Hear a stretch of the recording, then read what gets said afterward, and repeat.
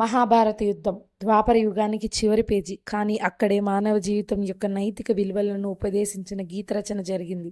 యుద్ధభూమిలో జరిగిన ప్రతి సంఘర్షణకు ఒక కారణం ఉంది. ఆ కర్మ ఫలితాన్ని, కర్మని గురించి కృష్ణుడు వివరించిన జీవిత సత్యం. ధర్మం అధర్మం రెండు ఒకే దగ్గర జన్మిస్తాయి. ఈ ప్రపంచాన్ని అధర్మం నుండి రక్షించడం కోసం ధర్మం పోరాడుతుంది. అధర్మం దాని హద్దులు దాటి ఎప్పుడైతే విచక్షణ కోల్పోతుందో, స్త్రీకి అన్యాయం జరుగుతుందో అప్పుడు యుద్ధం తప్పదు. ఒక యుగాన్ని అంతరింపచేసిన మహాయుద్ధం కూడా అప్పుడే మొదలయ్యింది.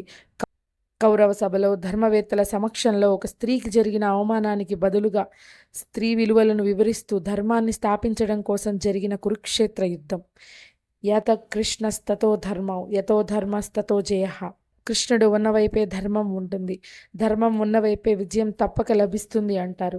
కానీ ధర్మం ఉన్నవైపు విజయం చేకూరాలంటే ఒక యుద్ధమే జరగాలి. ఎక్కడైతే సత్యం, శక్తి, సామర్థ్యం, కరుణ, దయ ఉంటాయో అక్కడే ధర్మం రాజ్యం ఏలుతుంది. పంచపాండవులు ఈ 5 లక్షణాలు కలిగిన కురువంశీయులు, పాండురాజు పుత్రులు. ధర్మం కంటే అధర్మం ముందుగానే జన్మించింది. సంఘర్షణ మొదలైంది, యుద్ధానికి దారివేసింది.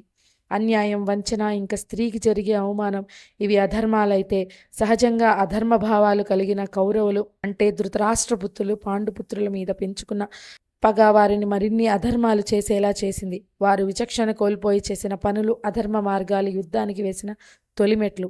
కౌరవులు పెట్టే అవమానాలను భరిస్తూ వచ్చారు పాండుపుత్రులు. కానీ కాలం పెట్టే పరీక్ష మనిషిని ఏ వైపు నడిపిస్తుందో అదే వారి కర్మను రాస్తుంది. యుద్ధానికి ఆయుధం సాక్షాత్తు ఆ పరమేశ్వరుడి సృష్టి. పవిత్ర యజ్ఞం నుండి ఉద్భవించిన స్త్రీ రూపం యాజ్ఞసేని ద్రౌపది. కార్యం రూపుదాల్చడానికి భగవంతుడు చేసిన మాయే ద్రౌపది.